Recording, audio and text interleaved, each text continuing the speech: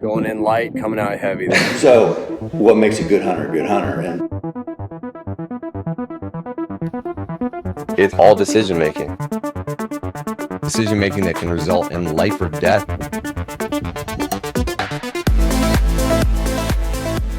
Now that I'm done scaring you about 23, so sometimes finding those bigger bulls is looking where people will not look. If you're a DIY guy, you're a guy that wants to get after it, hunt trophy bulls, it kind of has that sweet spot for guys that may not have a ton of points. So you've got to be ready to hike in, backpack in, bike out in, to horseback in, will watch a 360 bull walk away. Because guys, we're jumping right into unit 23. We're going to talk about draw odds, we're going to talk about hunting spots, and just go over what expectations you have or should have hunting 23 altogether, and just an overall hunt strategy in 23. 23 is not your typical unit. 23 is one of the most rugged units Arizona has. It has a very interesting eastern border. The eastern border of Unit 23 is the White Mountain Apache Indian Reservation. There are a few units in Arizona that do border the White Mountain Apache Indian Reservation. And Unit 23, the majority of its eastern border is all White Mountain Apache Indian Reservation. And if you guys don't know, what I'm referencing or what I'm insinuating is that the White Mountain Apache Indian Reservation has some of the biggest elk in the world on it. And given the fact that that's your eastern border, and given the fact that you're elk hunting and that's a lot of really good elk country, it makes 23 very intriguing, and it also lends to 23 being a heavily trophy hunted unit. The ceiling in 23 for a big bull, depending on the weather, depending on the rain that year, is sky high. It's a unit where you can shoot that 380 plus bull in the early archery season, you can shoot that bull in the late archery season, and you can shoot that bull in the late rifle season. Now guys, don't be confused with what I'm saying. It's very, very difficult to shoot a bull north of 350. I don't care what the magazines tell you or what other people write about, talk about, all that kind of stuff. To shoot a bull that's north of 350 in any unit, any public land unit, especially in Arizona, is very, very difficult. What 23 offers that is different from most units is that there are bulls of that caliber there, and there's more than just a couple. But where these bulls live is what's going to give you the biggest challenge about hunting Unit 23. Because these bulls live in nasty, nasty country. And they don't give out a lot of tags. So there's not a ton of tags they give out, and 23 is a giant unit with giant canyons, some terrible roads. So you've got to be ready to hike in, to backpack in, to spike out in, to horseback in, to take a quad deep.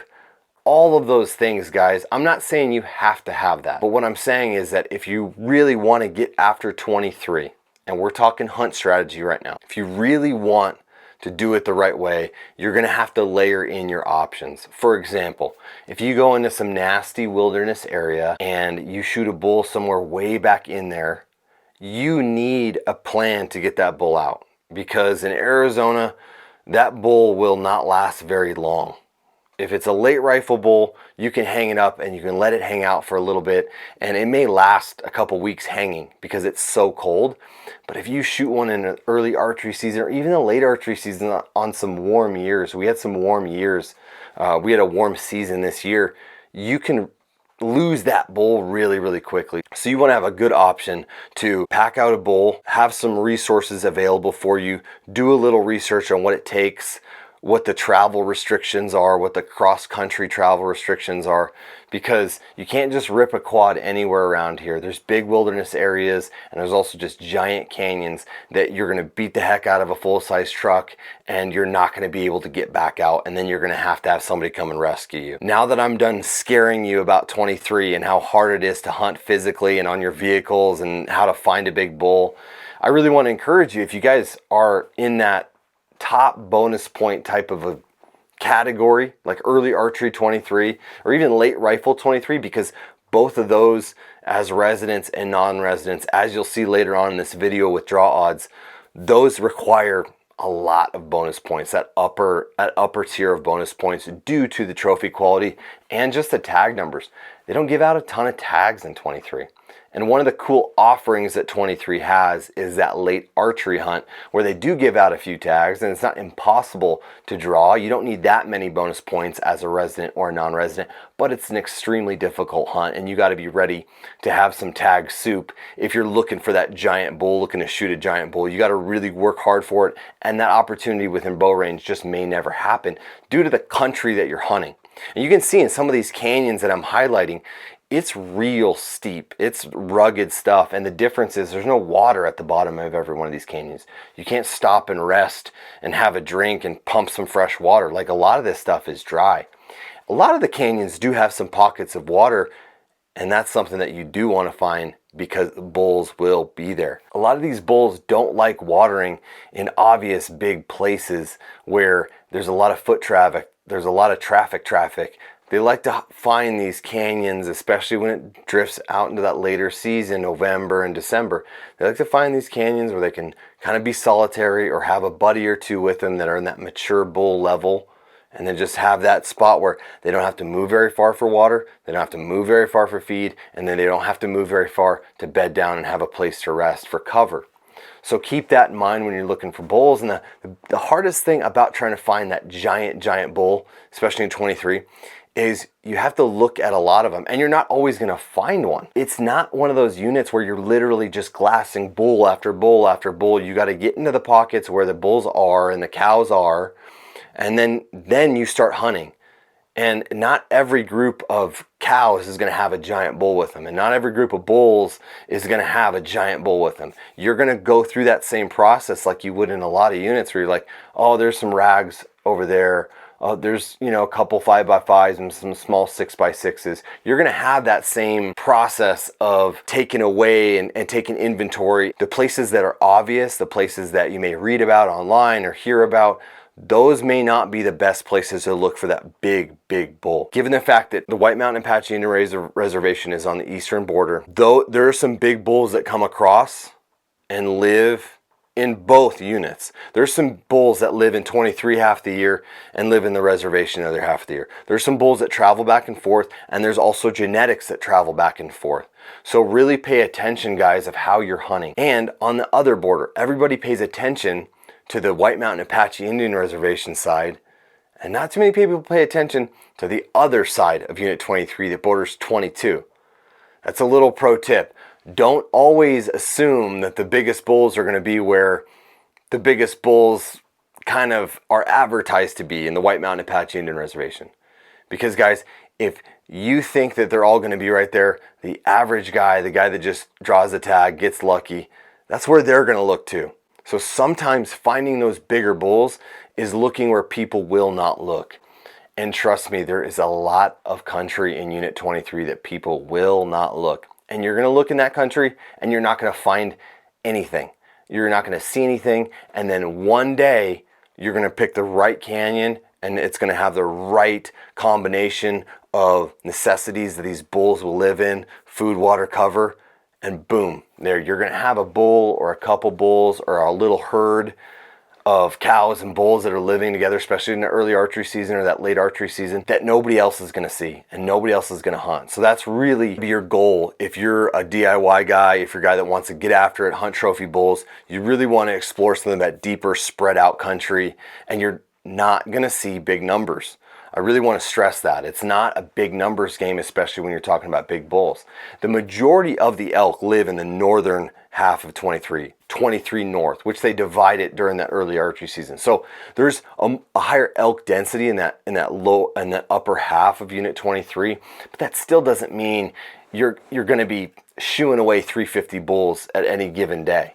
You really want to focus on where these bigger bulls are going to take their cows, where these bigger bulls are going to use cover and feed and water to their advantage against predators and against hunters and get pushed into by other hunters. So you really want to have a strategy. If you're hunting, specifically hunting big bulls, you really want to target in your e-scouting, you really want to target those areas that have all three of those, and areas that are not maybe easy to get to. I'm not discrediting some of those areas that are easier to get to, because they do hold big bulls as well.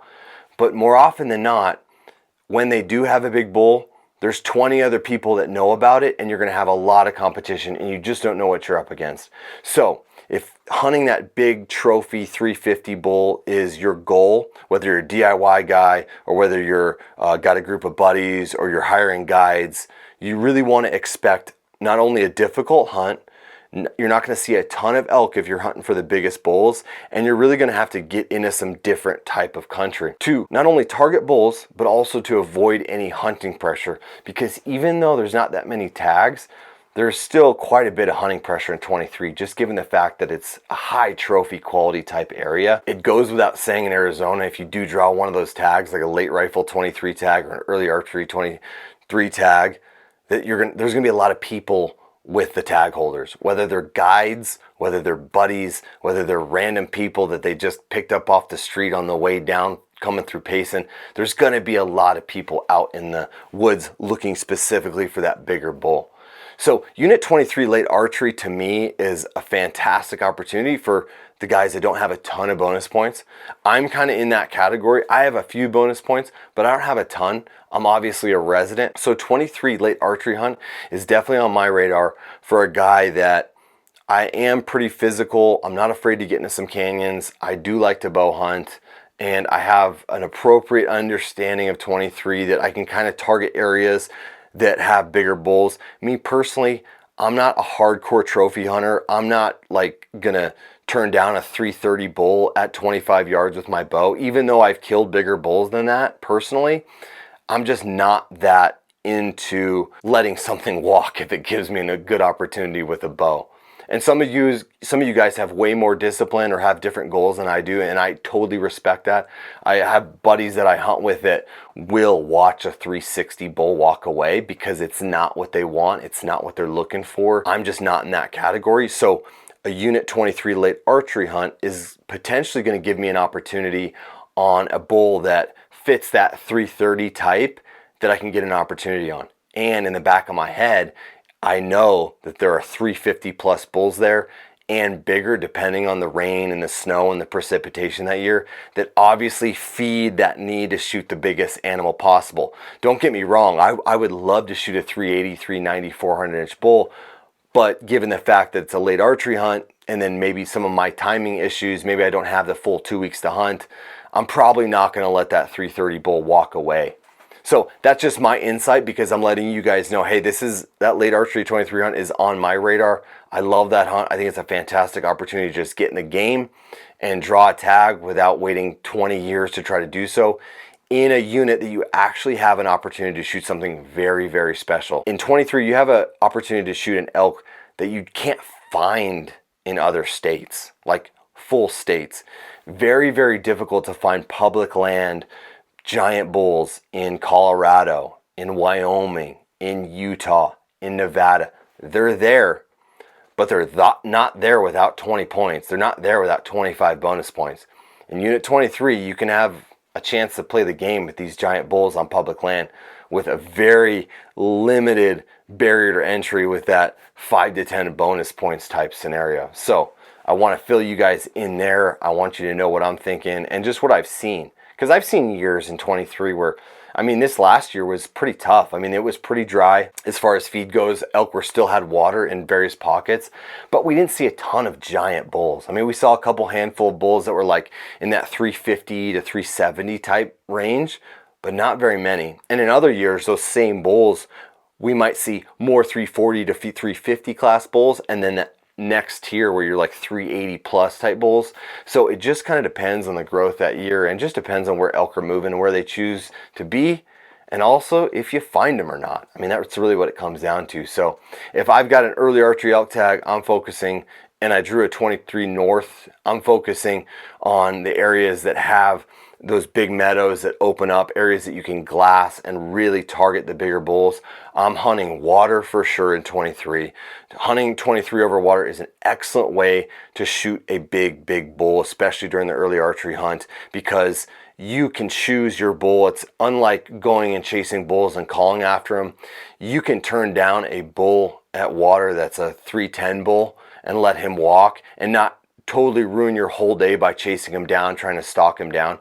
and then wait for a bigger bull to come to water, because they will hit water during the early archery elk season, because they're moving and shaking and they're rutting so much typically that they're going to need a lot of water. And in that late rifle season, for example, I would focus heavily on areas that you can glass. Late rifle season is one of those seasons where these bulls, they'll move a little bit in November and early December, but typically you're going to locate those bulls before your hunt starts. If you draw that tag, that late rifle tag, I would spend a full week trying to find out where there's some bulls that fit your goal and trying to locate those bulls in a canyon or a remote area where you can be the first ones in on them. That's not always the case. It doesn't always happen like that. Hunting doesn't go the way you plan it every single time. These big trophy hunts, there's a lot of pressure on them. There's a lot of points associated with it and a lot of expectations for these Unit 23 tag. So the more homework you do, the more scouting you do, that's the best way to accomplish those goals of shooting a bigger bull. It's getting in the country, it's understanding the inventory, and really spending the most time before your actual hunt scouting, finding bulls, determining what they're doing, where they're watering, where they're using cover, and what they're feeding on. That's my biggest advice, guys. So that's 23 from my opinion, and the various approaches to not only the areas to hunt, but the hunt strategy depending on each area.